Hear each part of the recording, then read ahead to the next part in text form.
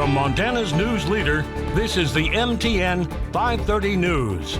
I'm Mitch Slade. This winter will bring a host of improvements to Lake Elmo State Park in Billings. I'll bring you a look coming up. But first, COVID-19 data gets more sobering by the day. Montana sees its active cases surge to more than 4,100.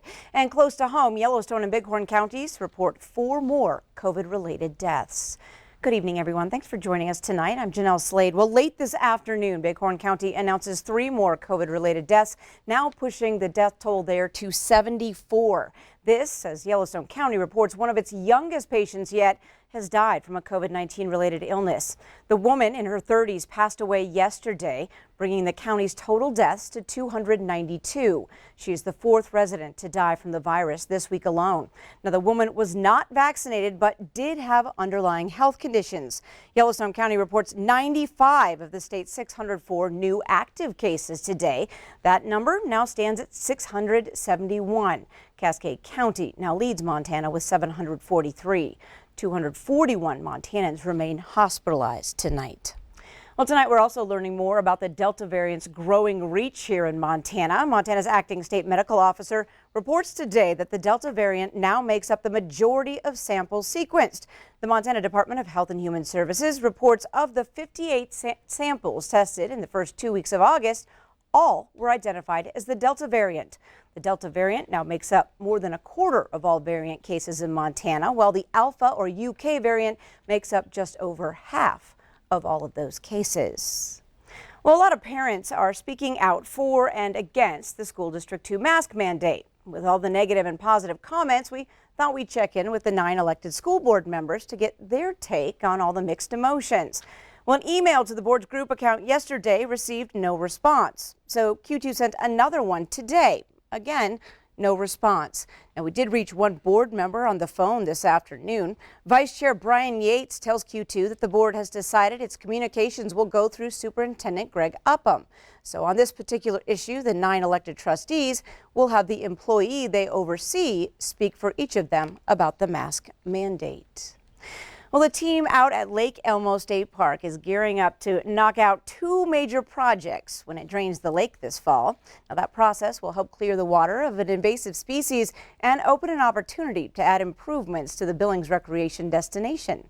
Q2's Mitch Slade joins us now with details. After a whole summer of no-limit fishing at Lake Elmo in Billings, the body of water will be drained at the start of September to help fight invasive Asian clams. Staff with Montana Fish, Wildlife and Parks say the clams likely got into the lake one of 2 ways.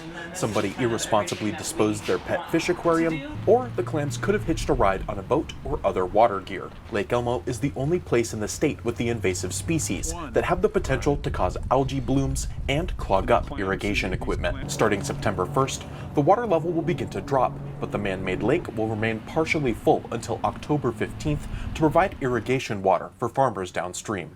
Then the remaining water will be pumped out. The winter freeze and starvation will hopefully rid the clams from the lake. And while it's empty, construction crews can get started on about $550,000 in construction, including recreation improvements like a fishing jetty accessible to wheelchairs, bank improvements at the dog park and picnic shelter, along with new underwater fish habitats. But the most requested feature by the public was to improve the walking path bordering Lake Elmo Drive. So that's our #1 project. We're going to rebuild the trail that'll have an 8-foot wide path across the top, fish habitat built in on the substrate. So we'll improve the fisheries value there. We'll improve the access for any of the users year-round. There's enough space for people to get away from the power lines so they're not casting their bobbers up into the power lines. And so that's the #1 amenity. Construction is expected to wrap up by the end of spring. Until then, Ruggles said FWP plans to keep access to the dry lake bed open to the public, but people are asked to not bring out any metal detectors. It is illegal to metal detect in state parks due to a law designed to protect archaeological history. In Billings, Mitch Slade, MTN News. Thanks so much, Mitch. Now, since the fishing limit was lifted on the lake this summer, a record largemouth bass was pulled from its waters. The 9.575-pound bass topped the previous record set in 2009 by nearly a pound. Well, we now turn to Chief Meteorologist Ed McIntosh, who is tracking storms in the Q2 Weather Center tonight. What's our radar showing, Ed? We're starting to light things up a little bit coming off the mountains here this evening, especially from the Red Lodge foothills pushing out towards the eastern plains. You can see a little bit of activity around especially Carbon County, Stillwater County, pushing up towards Yellowstone County, and a little activity for you in northern Wyoming as well. Now, a few of these storms do have some lightning along with it, but we're really going to be watching for the storms as they start to move into eastern Montana through the evening hours of tonight. Here's how things are starting to shape up. Here's our high resolution forecast. We'll take it through time as a few of those storms scoot past the Billings area in Yellowstone County. Notice by around midnight, some stronger storms could develop around Miles City, Glendive over towards Baker, and then move off into the Dakotas. So a lot of activity could linger even into the overnight hours. Another round of strong storms is expected tomorrow. More on that in just a little while. All right, thanks so much, Ed. Well, today, Governor Greg Gianforte is praising the hard work of firefighters and the collaborative efforts of Montana communities in battling the worst fire season in nearly 5 years. Gianforte made those comments this afternoon alongside Senator Steve Daines at a press conference in Missoula. Now, Gianforte noted the severity of this season, which began with record-setting heat and a lack of rainfall weeks sooner than expected. Now, both he and Daines repeatedly touched on the danger of this intense season that's led to serious injuries. As we meet today, our heroic firefighters are confronting 50 active fires throughout the state of Montana. This year alone, Montana has seen nearly 2,100 fires burn more than 825,000 acres. That's the largest area burned since 2017. Now, Gianforte and Daines are both calling for more active forest management to counter the fire risks. The two also made it clear that this fire season is far from over. Well, the country is less than a week away from America's planned complete withdrawal from Afghanistan. And now comes the finger pointing and calls for investigations into how the U.S. misjudged the speed at which the Taliban could take over the country. Reporter Joe St. George shows us what could be coming next. Currently on a pace to finish by August the 31st. President Biden continues to defend the decision to withdraw all American troops from Afghanistan by August 31st. As of Wednesday morning, 82,000 plus people have been evacuated from Kabul over the last week and a half. But while President Biden remains confident in the rescue effort going on in Afghanistan, the American people are becoming more skeptical. For the first time in his presidency, more Americans disapprove of the president than approve of him. That's according to Real Clear Politics polling average, which calculates all the polling that's being conducted on the president. It's not just one individual poll. It's not just polls expressing skepticism. Members of Congress are expressing skepticism as well, which is why efforts to hold the Biden administration accountable for what's happened in Afghanistan will begin soon.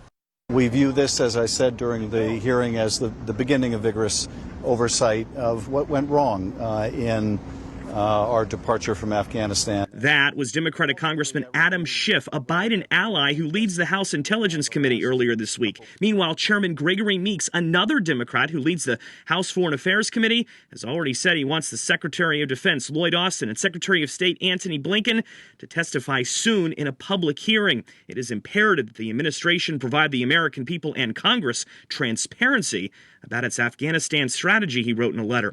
Meanwhile, some Republicans are vowing a lengthy investigation if they take back control of the House next year, especially since billions of American taxpayer dollars were spent training Afghan troops to fight the Taliban. Republican Congresswoman Claudia Tenney of New York tweeting, "Is it too soon for us to start discussing an Afghanistan Select Committee?"